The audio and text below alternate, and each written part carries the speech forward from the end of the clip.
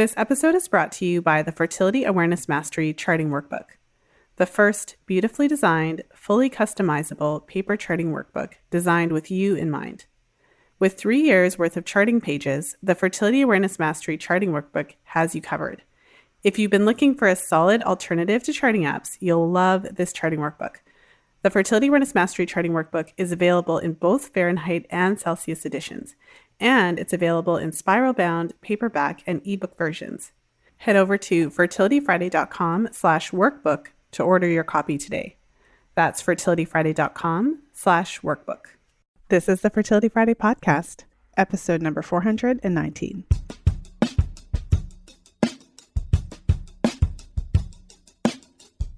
Welcome to the Fertility Friday podcast, your source for information about the fertility awareness method and all things fertility.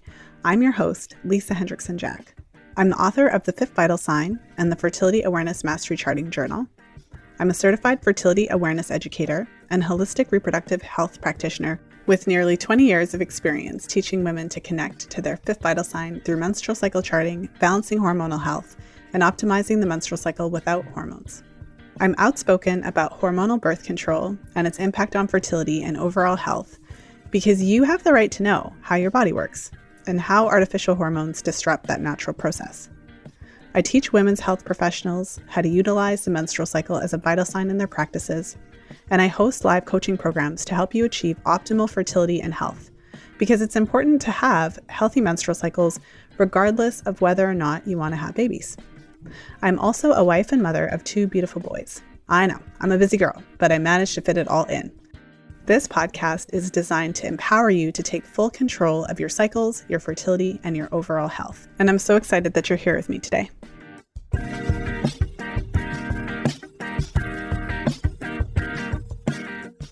Today's episode is all about managing many of those symptoms that women start to experience as we get into our late 30s, early 40s, and start approaching menopause. Today I'm sharing a brand new interview with Dr. Anna Cabeca, and we're focusing on how diet can have an impact on the menstrual cycle. And we get into some really interesting topics and even talk about a number of different dietary strategies. And I think what I really like about this episode is that we challenge some of the diet dogma ideas that are out there. The idea that, there's only one diet, this random person knows what it is, and this one diet is the right diet for everybody at all points in their life. So if you've been listening to the podcast for some time, you'll know that I just don't think that is a possibility. I think that as we go through our lives, we go through different phases from being a baby and a toddler and a growing child to a teenager and an adult. And then there's different phases of our life where we are in the reproductive phase, wanting to have children. And so I do feel that if we think about our life through the different phases that we go through, there are different strategies that would be more effective at different times. And so from that perspective, it doesn't necessarily make sense that there's one magical diet that is going to serve all of those purposes throughout our entire lives. So before we jump into today's episode, I'll tell you a little bit about Dr. Anna Cabeca. Dr. Cabeca is triple board certified and a fellow of gynecology and obstetrics, integrative medicine, and anti-aging and regenerative medicine. She has special certifications in functional medicine, sexual health, and bioidentical hormone replacement therapy. When her own health took a troubling turn during menopause, she sought out the wisdom of healers around the world. She learned that modern medicine and time-tested natural remedies are not at odds. Working together, they create indisputable results and true well-being. Using delicious healing foods and simple lifestyle changes, Dr. Anna reclaimed her health and her life. Fueled by her belief that every woman deserves to be empowered and in control of their health and life, she developed the keto green lifestyle, which has helped thousands of women opt out of menopause misery and experience a joyful transition to the next stage of their lives. With her methods, you too can breeze through menopause into your second spring, feeling the best you ever have. And if you didn't have a chance to listen to my first episode with Dr. Anna, I'd suggest going back and having a listen, fertilityfriday.com/280.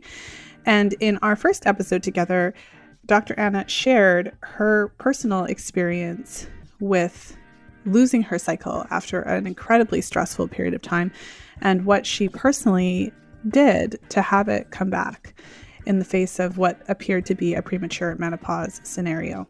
So again, that's episode 280. So without further ado, let's go ahead and jump into today's episode with Dr. Anna.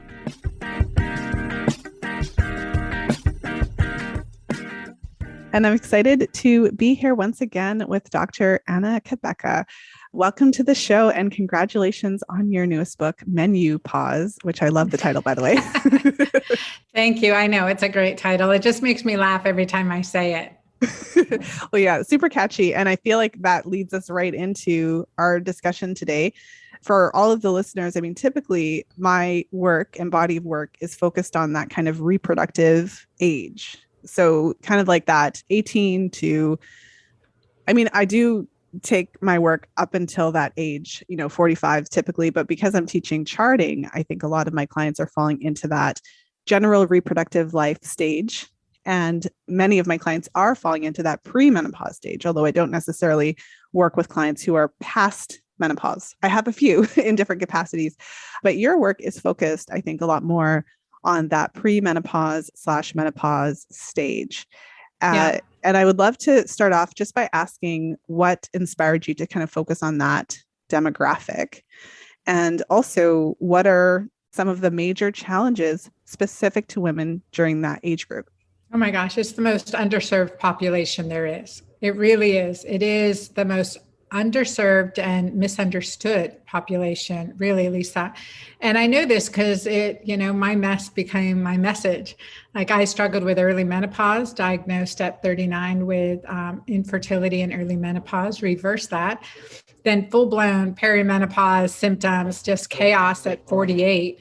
And I really worked to reestablish hormone balance. And when I did, the whole world became a brighter, more beautiful place. And I was like, oh my gosh, I need everyone else to do this too. Yeah, no, it's so true what you said. I feel like that stage of life is underserved, but I also feel like it's portrayed in a very negative light so that young women have very mixed feelings going towards this stage. It's almost like we don't think it's a natural stage of life. And I think it's been so highly, just spotlighted in a really negative way that I think many women expect it to be this horrific time with all these symptoms. And I think we don't necessarily realize that would be a sign of an issue for if it's really, really bad.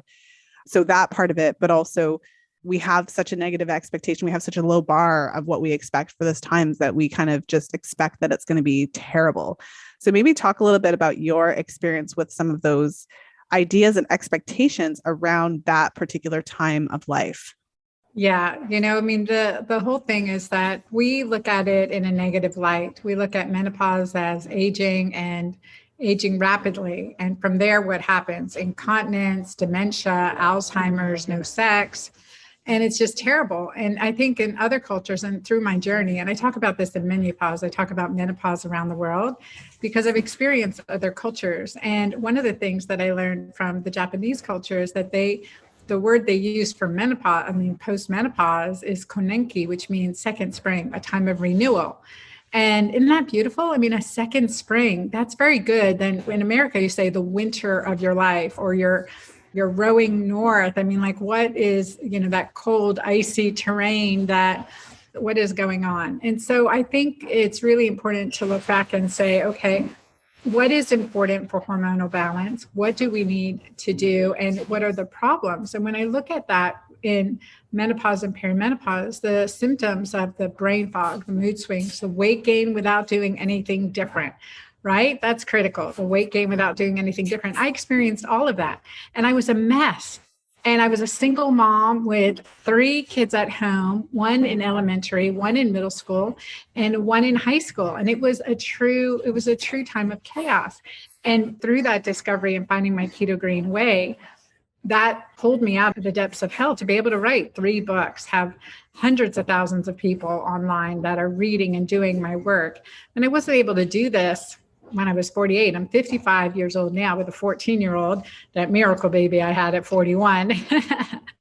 So I think one of the questions that comes to mind is if you want to talk a little bit about what changes hormonally. I think one of the things you mentioned was that you could literally be doing the same things, but when you reach a certain age, you start to gain weight without doing anything different. And this is certainly something I see in the menstrual cycle. So obviously in the work that I do, the menstrual cycle is front and center. We're looking at all the different aspects of the cycle. And so many women who potentially were completely kind of fine, air quotes, when they reach this age point, like when they reach that kind of premenopause stage, all of a sudden they start having a lot more difficulty with progesterone production, a lot more signs of low progesterone, sometimes an increase in PMS symptoms, and they're really not doing a lot of things differently than they were in their 20s and 30s. So maybe share a little bit about what's happening in the background. Yeah. So what is really important to understand is that our reproductive hormones start to decline in our mid to late 20s. Doesn't that suck? I mean, that's just not fair. And it's true. So we'll start to see a decline in DHEA from our mid to late 20s. But there is this decline in DHEA from our mid to late 20s in both men and women.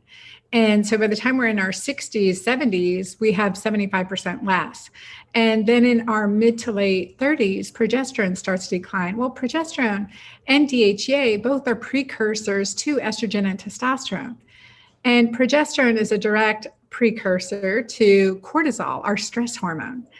And so in our mid 30s to 40s, that we start to see this steep decline in progesterone, and add in a good dose of stress. And maybe you're going through perimenopause and your daughter's going through puberty, or kids are going through puberty in your household. And that's like chemistry for an atomic bomb. And so there's a lot of stress and work stress and relationship stress, of course. And that further worsens the decline in our hormones. So these are the reproductive hormones that have a really big role. And then beyond that, there is the hormones that are increasing. That is insulin and cortisol, and those hormones directly age us. So we start to see a decline in the reproductive hormones of longevity, an increase in the hormones, insulin and cortisol of aging.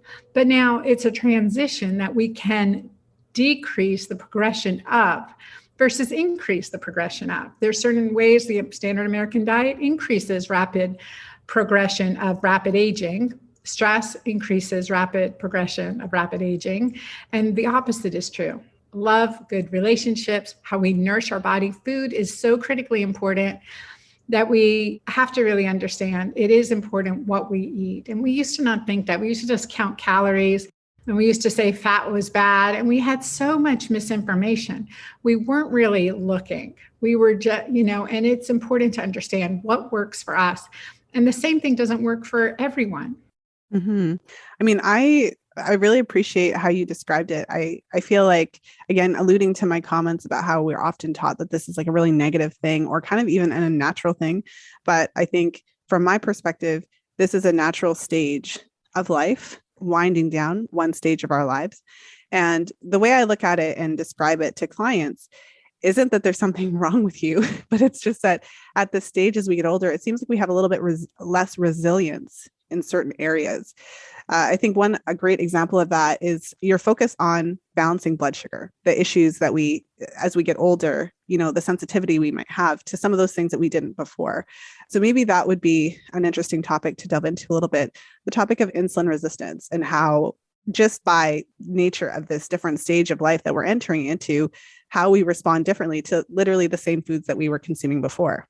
Yeah. And so this is where there are actually 13 weight control hormones that I write about in my second book called Keto Green 16, and how important the lifestyle hacks and nutrition hacks that we incorporate can really help regulate these hormones, including leptin, the hormone of feeling satisfied, ghrelin, the hormone of hunger. And it's these different, and of course, insulin, cortisol are reproductive hormones. And these make a really big difference. And so we will be doing the same thing. This is what my patients will come in and say, Dr. Anna, I'm not doing anything different and I'm gaining 20 pounds. And when that happened to me, boy, I was humbled, because I used to think maybe they had a Snickers bar in their purse or something, we're driving through for their meals. And so it happened to me. I gained 20 pounds without doing anything different. And so what I recognized was there's a metabolic shift, and it happens with or without a uterus. So if we've had a hysterectomy and our ovaries removed, that's only a piece of the puzzle. Well, and that's a huge topic. And I know in our first interview together, we talked about your book, The Keto Green Way. Did I get the title correct? I've had the Hormone Fix The and Hormone Keto Fix. Green 16. I think we talked about the Hormone Fix. Yeah. Yes, the Hormone Fix. Sorry. I feel like the reason I thought about that is because the Keto Green Way was kind of a big part of our conversation. And it's interesting because whenever you talk about a specific type of diet, whether it be keto or paleo or, what have you, there's always a lot of noise around that, in terms of is this the way we should be eating or not? But what I really appreciated about our conversation was, again, you're addressing this population of women who then can't necessarily tolerate the high glycemic foods in the same kind of way. And so for many women, not necessarily going full keto, but certainly adjusting their macro ratio is a huge part of going through premenopause more smoothly, I guess you could say. And so a few other things I just wanted to touch on as well. You touched on stress. Again, I feel like at this stage of life, we're just not as resilient. And so the things that we often did, not getting good sleep, maybe exercising a little bit too much or whatever it is, like the parts of our lives that aren't necessarily as balanced. Whereas in our 20s, we might have been able to handle these things a lot more. I know for myself, I can certainly, when I was in my 20s, I could have a really bad night, not really sleep, and be pretty much okay, the next day. But now that I'm edging towards my 40s, it's a lot different if I have a couple bad nights of sleep. So maybe you could share a little bit about those things. Oh, for sure. And especially when we're not sleeping well, we have an increase in cortisol and we're depleted. And it's so true. We can have more of an acidic physiology. And that is when our body's in survival mode and we're robbing Peter to pay Paul, so to speak. So, I think that's a really important thing, and especially as progesterone's declining. So I talked about progesterone declining in our mid to late 30s. And one of the things that's really important that I've recognized through my research and my own experiences is that when, progesterone's like the lid to a pressure cooker.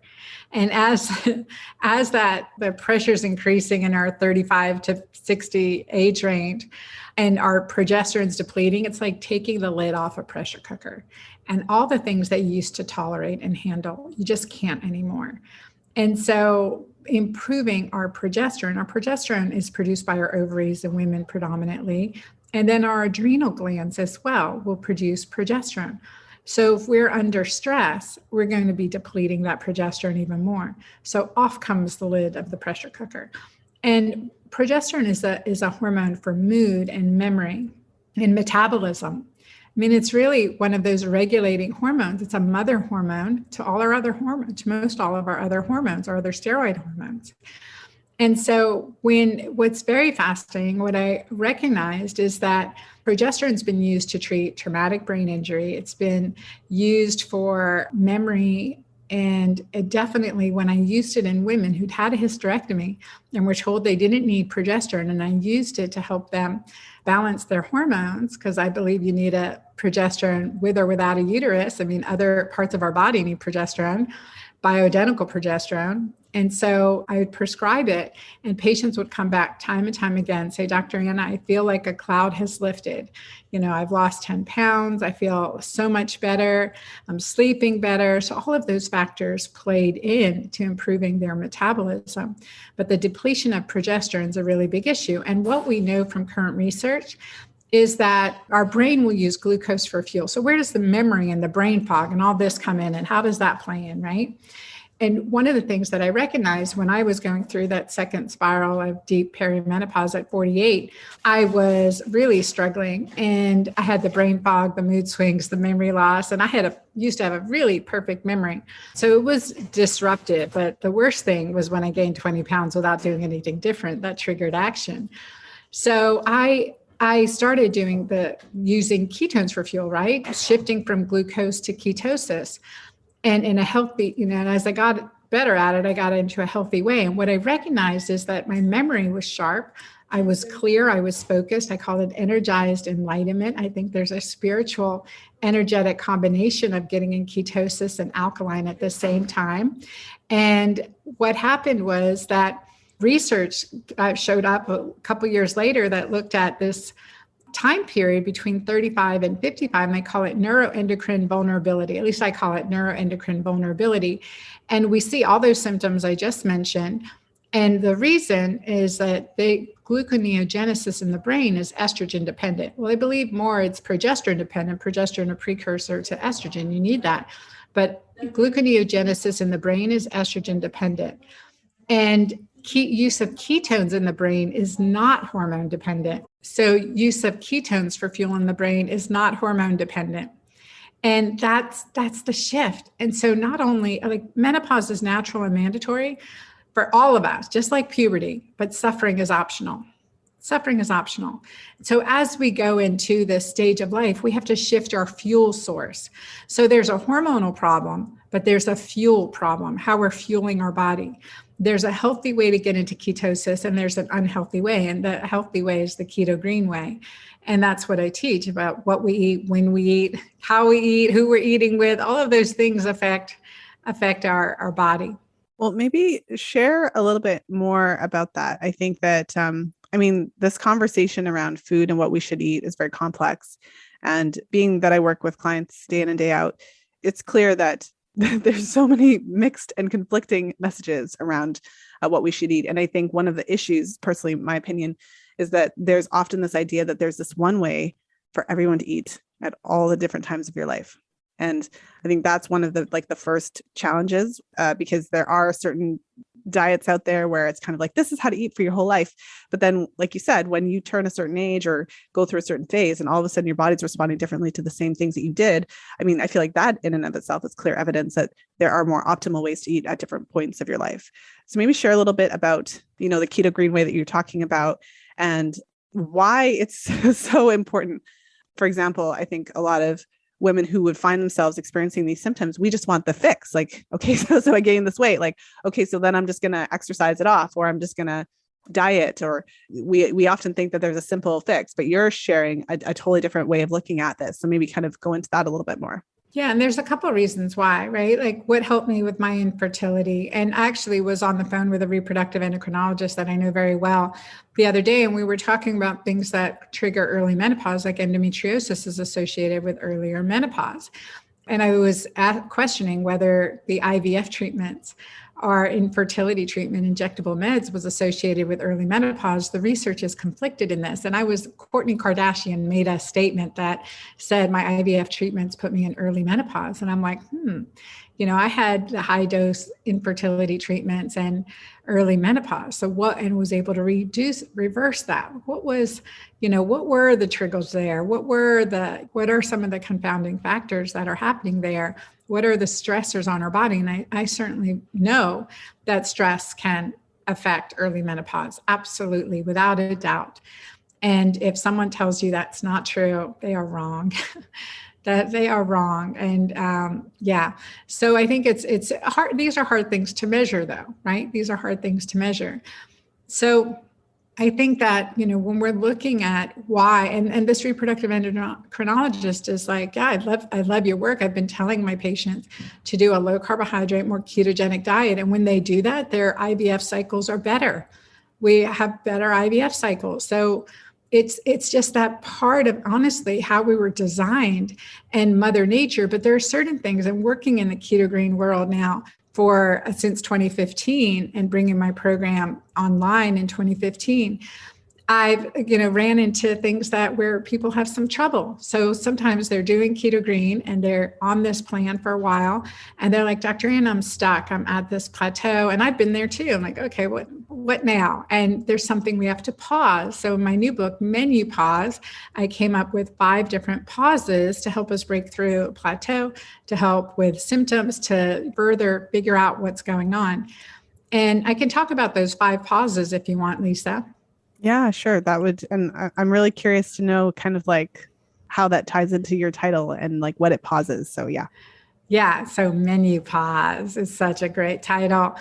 So for the first one, it's Keto Green Extreme. So my programs are designed to optimize your hormones. Like the nutrients I put in my foods help with detoxifying our hormones in a very healthy way, help supporting gut bacteria. So all the menus are designed this way to support you. So the first one, it's Keto Green Extreme, we call it, and it's really an autoimmune protocol adaption. So there's no nightshades in it. So we pause nightshades and peppers, and that can be very inflammatory for some people. So especially if you have MS or Hashimoto's, we want to eliminate those nightshades. So there's that pause, and each pause is 6 days. Now, why 6 days is because our gut and mucosal lining regenerates every 72 hours. So there's 2 72-hour cycles in here. So you get a wink of a time to say, okay, yeah, I'm feeling better with this. This may be something I need to continue. And then the second pause I take you on, it's a plant-based pause. So we pause everything but plant foods, and including we use, good quality proteins and fats and in this menu plan. But the goal is often when we start going keto, we want to get into ketosis so we're not hungry, because, if we're in ketosis, we're not hungry. And for the most part, once we get through day 3 and train, seriously, fasting is a muscle we have to exercise. So you get better and better at it over time. Don't be discouraged when you start a program like this. In the plant-based plan, you've got a lot of varietals of plant foods and micronutrients and sprouts and really good stuff to help support the gut microbiome and help you keep from being constipated. That is the number one problem with getting on a ketogenic diet. For many of us, it will resolve over time. I want it to resolve very quickly. So plant-based foods can really help with that and support hormone detoxification, can feel very, very clean and fresh and energetic and light. And then I do complete swing and pause all plants into a more of a carnivorous plan, because some people find their body's just not able to digest the plant foods like they need to. And so we go to a nose to tail carnivore-ish plan. And honest to God, my recipes are great. I mean, there's spare ribs, there's steak, there's burgers, my Mediterranean burger, there's cardamom seared liver that, let me tell you, my 14-year-old gets second helpings of every time I cook it. She just loves it. She doesn't know it's liver. So in the herbs and spices that I use to help with our physiology. So that's the third plan. And then the fourth plan, you're in high ketosis at the end of your carnivore plan. So when we go right into a cleanse, and it's a liver and gallbladder cleanse. I start with a liver gallbladder flush in the morning with some olive oil, lemon juice combination, and you chug that down. And then we go into you have smoothies during that week. So it's really gut healing. And in my girlfriend doctor community, we did this one pre-book launch, and everyone just loved it. The first couple of days were a bit of a challenge, but when they followed the menu, because sometimes they've been doing this a while and they wanted to skip a meal. I'm like, when they followed the menu plan, they got amazing results. And one woman lost 10 pounds in 6 days. She did amazing. And so it was really powerful to see that. And we're healing the body from, inflammatory fluids, healing the, diuresing. How do you typically, if you've got swelling in your ankles and you've got third edema, what does your doctor do? It gives you Lasix. And that's not solving the problem. We're healing the gut mucosal, healing the cell membrane integrity. That's powerful. So we want to see that, and you definitely get good, clear skin, bright eyes, all of that. And then we go into, sometimes some of my clients who have been doing keto green for a long time haven't taken their feast days or breaks. And so this is a carb up plan. And it has good sweet potatoes, it has good root vegetables in there. So it's heavier carbs, and it will pull us out of ketosis, but it can be very beneficial. And I've had patients lose weight on this plan, and it makes me crazy because that doesn't work that way for me.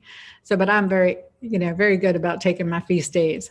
So, but for some people, carbs will send them on a downward cycle. So I'm very conscious about making sure we're also still maintaining blood sugar stability to the best of our ability. But we do need that flexibility. We need to cross-train our diet.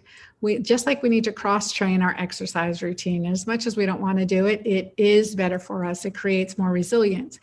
And in the longevity field, and I've been working in the longevity area for, 20 years now, and biohacking for longevity and hormone balance.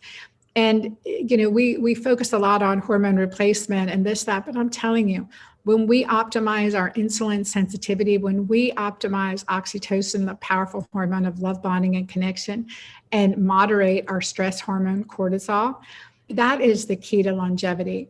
And getting there is the keto green way. And I've seen it over and over and over again. And it's powerful. I use bioidentical hormones. I love them. But the lifestyle is 90% of it. What we eat, how we nourish our body is 90% of it. And it does make a difference. Just popping into today's episode to invite you to join my Fertility Awareness Mastery online self-study program. If you're looking for an informative and comprehensive DIY option for learning fertility awareness, I've got you covered. This program is the most comprehensive fertility awareness self-study program available. And the best part is you can learn at your own pace in your living room for a fraction of the cost of one of my live coaching programs. Head over to fertilityfriday.com/mastery for details. That's fertilityfriday.com/mastery. Now let's go ahead and jump back into today's episode.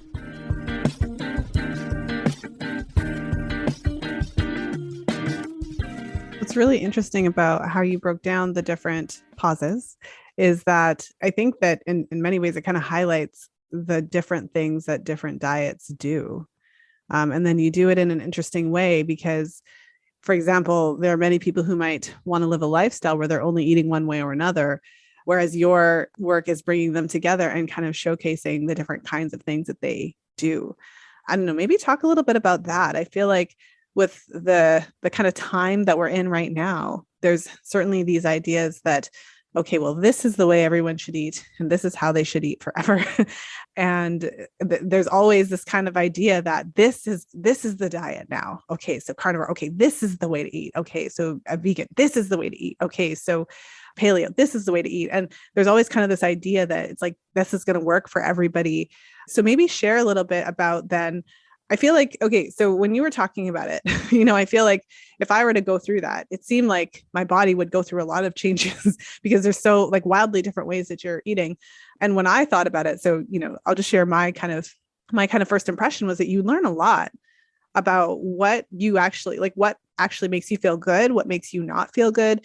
And it would probably shatter some of the dogmas that you might have internalized about diet, like this kind of way of eating is wrong, this kind of way of eating is right. So yeah, maybe talk a little bit about that because I find your approach fascinating because I feel like most people kind of stick to one camp, but you've kind of thrown it all in there and like called everyone out. Like this is good for this is good for that. Like it's there's true. Not one way that's good or bad. It's just different depending on your desired outcome. And we have to change it up. And now working with thousands, tens of thousands of women and seeing what they're posting and eating, like I'm telling you, and talking to people and people who are following healthy programs, and I still hear, and I have really wealthy individuals that are being treated by, have a nutritionist and they're on 3 meals and 3 snacks. I'm like early dementia, Alzheimer's. I mean, what else do you want? Heart disease and metabolic syndrome.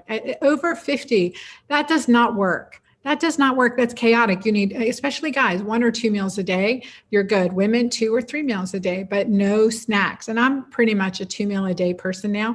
If I do less, that works against me, that works against me. And the same thing, like when I was carnivore too long, that worked against me. I actually gained weight, blew my mind, but actually gained weight. And it's very interesting. Again, these things tell you something, but short-term pauses can be that breakthrough. And in working with women online, especially in menopause, when we're the hardest group, right? We're the most underrepresented group. And you go to a doctor and they're going to give you a sedative, a anti-anxiety medicine, and something just so you don't call them for another 6 months. It's true. It's sad, but okay, we want to reduce your symptoms so you're not sitting in our waiting room complaining. I'm an OBGYN, but when we reverse that and we get you feeling better and you're feeling energetic, you're empowered and you're a joy. Number one, you don't need to come in often at all, just for that tweak, that shift. And when we're doing this type of practice between food and, I use adaptogens and I use some bioidenticals. When we're doing this, we're so empowered. And that's like, there's very little I have to tweak from there. It makes a huge difference. It made a difference in my life too. But what I've seen too is, again, we get stuck in our camps. And if one more person tells me to eat chicken salad for lunch, I'm just going to scream. So like that chicken salad somehow became this health food. And I'm like, take chicken salad out of your you can have it once in a while, but like every day for lunch because you think it's healthy. Well, chicken's also high in alpha-linoleic acid, which can actually decrease metabolism. So maybe there's a point we don't need to be doing so much chicken, and especially chicken salad concept. Anyway, that's my pet peeve when I hear that for their healthy diet. So Well, and sorry, nothing's wrong with chicken salad. Well, is it because I feel, so correct me if I'm wrong, I feel like you're hitting on something important. I think, so tell me if I'm totally out there. I feel like women in their 40s and 50s, we're really busy. We've got a lot of things to do. So if you're a mother, you've got kids at various ages doing various things. And at that age, often the kids are a bit older and that's a lot more involved. But whatever age, it's still busy. And then often at that age, you have aging parents and potentially family type of responsibilities. Sandwiched, right? Sandwich generation. Yeah. And then also at that age, typically you're not at the beginning of your career. I mean, unless you've made a career change, but either way, like I feel like the career life is busy, the family life is busy, the social life is busy, like everything is really, really busy. And so to get to my point, then if food for many becomes this annoying thing that we have to do. And so we try to make it as easy as possible and get into the habit of eating basically the same thing every day. And so whether or not that thing is really great or not, we get into the habit of whatever's easiest. I think you and I potentially differ a little bit. I think maybe because I'm working with a bit of a younger population, I tend to encourage eating 3 meals a day, because at the younger population, what I find is that it's harder for women to kind of consume enough food if they skip meals.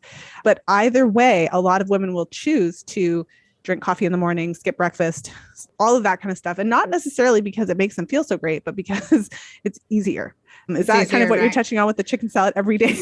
Every day for lunch? Well, and that, yeah, exactly. If you eat the same thing every day, you're going to have a food sensitivity to it. And you've got to watch that. Like for me too, especially if you're having infertility issues, the intermittent fasting extended can be very beneficial, and coffee can interrupt. For me, when I drink coffee in the morning, my black coffee espresso, especially when I'm worn out, my blood sugar will go up from that coffee increasing cortisol, increasing glucose. So in essence, I'm breaking my own fast by drinking black coffee, 0 calories. It blew my mind when I was wearing my continuous glucose monitor and I put this together. Because just blows my mind. It's very interesting, very fascinating. So, and we want to look and see, okay, could that potentially be interrupting? Maybe there's a reishi mushroom coffee substitute or the dandelion root coffee substitute we can use instead, especially if we're working on that fertility or if we're having trouble with weight loss. So I think it's really important to understand these problems, these pieces of the puzzle, and see what's going on. But the same thing every day can cause a food sensitivity. And we have to change things up. Just like, again, changing up your workout routine, you would never do the same thing every day, but you want to increase that flexibility. And, I look at this with animal training because my daughter is in the rodeo and she can't run her horse around the barrels every day. She only runs around the barrel, like she races the horse in training only once a week pretty much, because otherwise he's going to get aggravated. He's going to get worn out. He doesn't perform as well at the race when we need him to. So he's got to go on long hikes. They go on trail rides, and that's part of his training. They do whatever exercises. They have to change things up. And I was watching that thinking, oh my gosh, it's just like us for high peak performance. How do we want to be? Do we want to be mediocre, or do we want to be at the highest peak performance? In order to do that, you've got to change it up. And in the concept of creating my 6-day MenuPause plans, I also give the 7th day as maybe it's a feast day, maybe it's a fasting day, maybe it's a day you're going to experiment and with something that you're like, gosh, I'm really craving this. Let's see how my body does with it. It's an opportunity to learn day. And I like that because you can get restriction fatigue in anything we do. You can feel like, God, I'm missing my favorite things until you recognize some of those favorite things like cheese. Oh my God, cheese. I love cheese, but that will put 3 pounds on me if I eat a little piece of cheese because it inflames me. And it just makes me cry when I think about it. But yeah, and it took me 2 food sensitivity tests, both confirming that I couldn't do cow's milk, sheep's milk, goat milk. Anyway, over the last 15 years now, I'm still crying about it. But whenever I do, it's certainly an opportunity to learn, but it does inflame me. And that's really an important awareness, because when your body's inflamed, it's in storage mode. It's not in your peak performance mode. I feel like that brings me to one of the questions that I was thinking about, because, for example, if someone goes through this plan and tries all these different types, ways of eating for periods of time, and then tunes into their body to see how they feel at different stages, I think that is very educational. My experience has been that a lot of us, not necessarily all of us, but a lot of us are not used to really tuning into our body and finding out what it needs. And I think sometimes we can get in these habits, like we were talking about earlier. And when you've literally been eating the same way for like 2, 3, 5 years or whatever, even if something isn't necessarily right for you, you haven't experienced something different. So you might just think, okay, this is just how it is. Like, I only have a bowel movement twice a week. Like, that's just how it is. Like, other people do that, right? I think there's a lot of things like that where you kind of just get into those habits. Even what you mentioned about the cheese, I think that's an important piece as well, because again, everyone is different, and what works for one person may not work for another. And the only way to figure out what's going to work for you, from my perspective, is to try different things and really tune into your body and see what works. But even that, I feel like there could be limitations, because then you could get into a habit where you're doing certain things that did work really well for you one point of your life, and then maybe you move into a different stage, and those same things that used to make you feel so good potentially don't. I feel like there's so much here that we've talked about. Maybe share your opinion on that, because I feel like what it comes down to in many ways is there are certain tenets. We're human beings, like there's certain things that we require as humans. But then, so there's a bit of a template from that perspective, but then there's way more diversity between people. I don't know. What are your thoughts on that? Absolutely. Absolutely. And if we have to try things and have fun trying it too, and like you can do these plans in group and in community, but often we don't know what's better for us and we get stuck in our ways. And this is one of the things in MenuPause. I brought in some healing practices from around the world that have helped women for generations get through menopause in a healthy way, and some of the things I witnessed. And I think it's really powerful to open our minds. I do. I mean, I can get stuck in a rut, and I can continue to do things that used to work for me, but don't work anymore. And oftentimes we just need to make a change, and those things will start to work again. So I have found our bodies to be amazing and fascinating, but the perimenopause journey, 35 to 55, this period of neuroendocrine vulnerability, it is a powerful time of change, a physiologic empowerment, if we allow it to be. Otherwise, it's misery. And I've lived it both ways, and I've helped patients get out of that misery. And it enables us to walk into the second spring of our lives with this sense of purpose. We've got a lot to enjoy, a lot to do, a lot to appreciate, a lot to be grateful for. And it's the simple things, the change of perspective. And I welcome this transition. And I want others to welcome that too, in the healthiest way possible. Both my parents died from complications of diabetes. If I knew then what I know now, I mean, it really makes a difference. And, I've performed a lot of surgeries on patients. But when I started implementing these therapies, I had to operate less.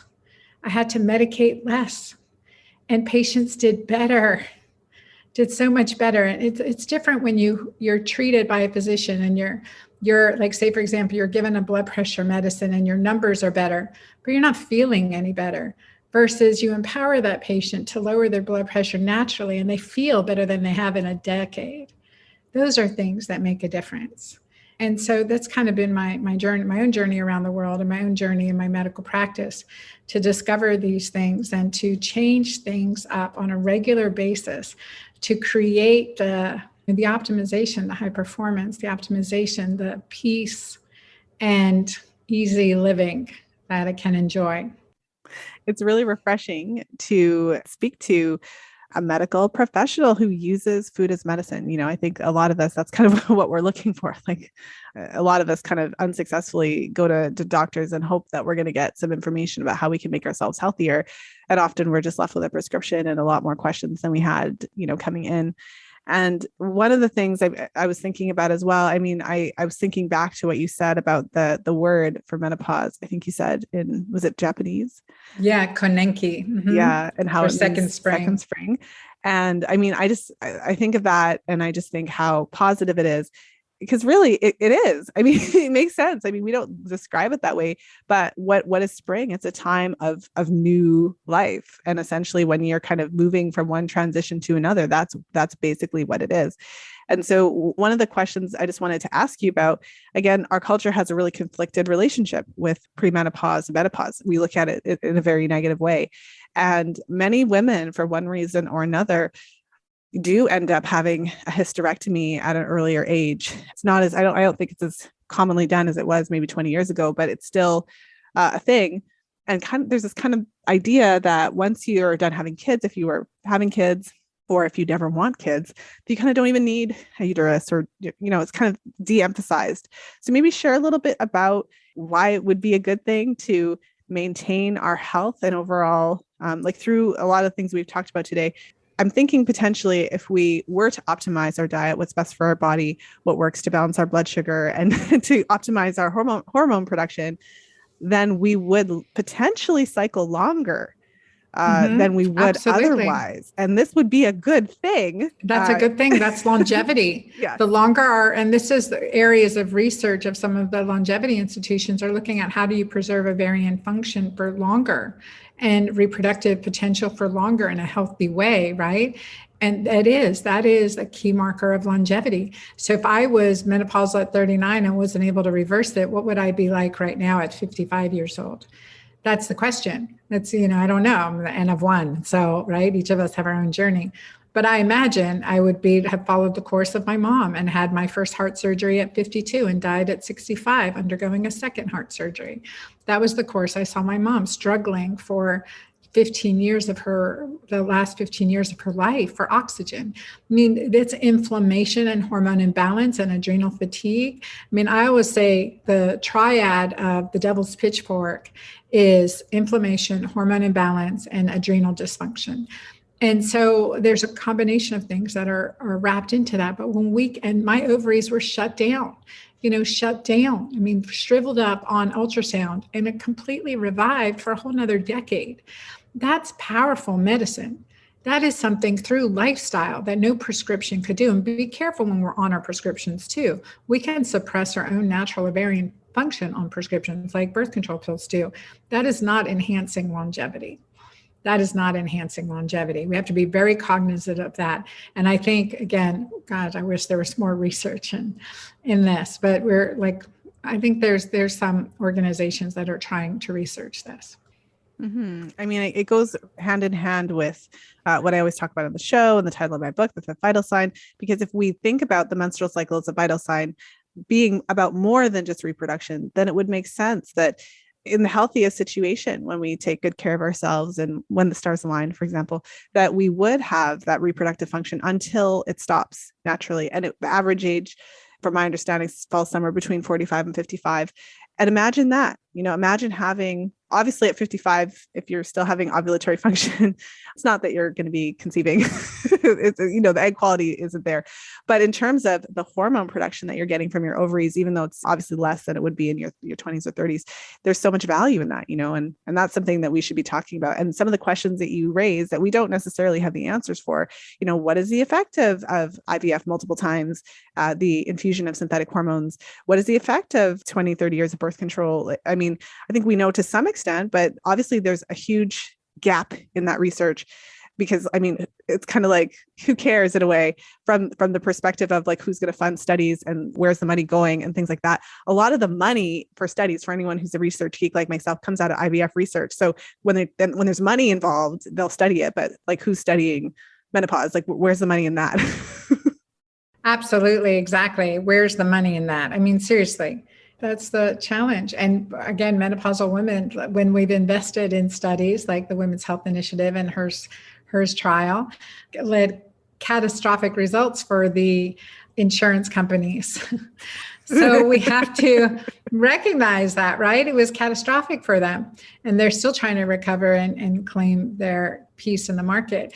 So, it hasn't worked that well. And then sometimes we have, with so many confounding variables, it's really hard. And I think this is where you mentioned right at the beginning of our conversation is that being able to trust our intuition, being able to get in touch with ourselves and what really we are feeling, what makes us feel better. And I know from working with women, sometimes we say, how are you feeling? Like, what's your red dot, right? Like, what are you feeling today? How does that make you feel? And oftentimes they don't know. Like, they don't know. They just so have shoved down that level of awareness so deep that there's no level of awareness. And so reconnecting with that level of awareness, and honestly, in the second spring of our lives, this is essential. It is so beautiful to have this intuition, to have this wisdom, to be able to trust it and explore what works for you at this moment. May not work for you in another moment, but what working for you at this moment, making you feel alive and vital and a contributor and passionate and sexy and all of those good things. And the earlier we start, the better. The earlier we start, the better. And that way we can breeze through menopause into our second spring of our lives. Mm-hmm. Well, I was actually going to end it and not ask another question, but then you said something that made me think, so you mentioned feeling sexy or feeling more vibrant and that kind of thing. And so I feel like that's maybe a nice place to end on there, where if we're focusing on health, we're focusing on hormone balance, and we're focusing on reducing some of those symptoms. And it's incredible to think that you could have such great success by shifting the way we eat from more of a kind of a traditional American standard diet to a diet that more effectively supports and enhances our hormone production.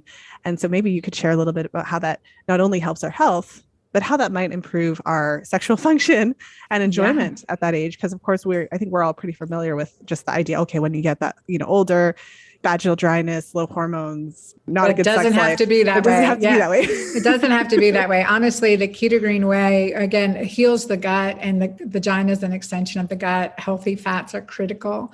And also the combinations of food that I put together really makes a difference. I'm a gynecologist first and foremost. And I always say vaginal health can tell me a lot about the health of the woman's body. And it's so true. And this is game changing. I also, created products to help with that. So Julva, my product for the vulva, clitoris to anus, keep that tissue healthy. To help with urinary leaks and vaginal dryness. It has DHEA and plant stem cells in it. So it's really has great scientific base for it. It works tremendously well for that. And that helps too, if we're struggling with that, and we're going to, a good stress, birth control pills, things like that affect the health of the vagina. So this really helps. But just healing the energy, when we are more carb heavy, we have less sex drive. When we're in ketosis, we have higher sex drive. It's a different energy level. Carbs heavy, grounding. Ketosis heavy, energetic enlightenment. It's like going from gasoline to jet fuel. Amazing.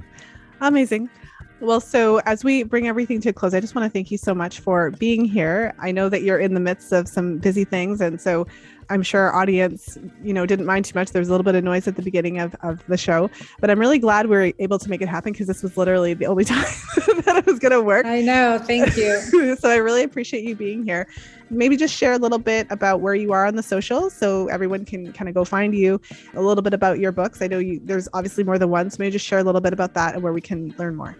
Yeah, thank you. So my book is MenuPause, and you can buy it anywhere books are sold. I highly recommend it. It's going to be it's a great book. 5-6-day menu plan. And then find me on social at The Girlfriend Doctor. Instagram, I'm there a lot because I have a new grandbaby. I'm checking on her and seeing pictures. And also I love to just pop into Instagram at The Girlfriend Doctor on Facebook, and I have a great keto green community that will be running through my MenuPause plans with once the book is released April 12th. So awesome. Please join me. Thanks for having me, Lisa. Well, thanks so much for being here. Oh, and my website, dranna.com. Definitely come check out tons of free resources there. Awesome. Well, I will make sure to link all of those wonderful places in the show notes. And thank you so much. Thank you for listening. If you enjoyed today's show, please share it with a friend.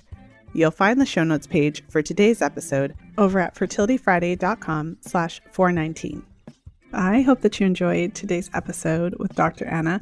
I really appreciate her approach to menopause and really looking at some of those underlying factors based on how women's bodies change during that time. And of course, one of the things that I've noticed by paying attention to the menstrual cycle charts is that it does become more difficult to make progesterone. Not that you can't make progesterone in that premenopause phase, but it does seem that that would be the phase of life where we have less resilience. And so some of the habits that we have accumulated over our teens, 20s, and 30s that, didn't really cause a significant issue start to become really problematic at that time. And it's around that time when many women do start to struggle with their cycles for the first time, potentially after having not really had any issues with their cycles. And I would say the biggest thing that changes is our resilience. And of course, a big part of that is our tolerance to sugars and sugary foods and the increased likelihood of developing insulin resistance. So one of the things I appreciate about Dr. Anna's approach is that it does look at dietary strategies to really minimize some of those symptoms to give our body what it really needs during that time. Of course, there's different ways to do it. And the conversation we had about the MenuPause strategies was really fascinating to look at the different kind of pros and cons of different ways of eating for periods of time to really kind of get the body back into its groove. So I thought it was a really fascinating discussion, and I hope that you enjoyed it as well. So with that said, I hope you have a wonderful weekend, whenever you're tuning into the show. And of course, as always, until next time, be well and happy charting.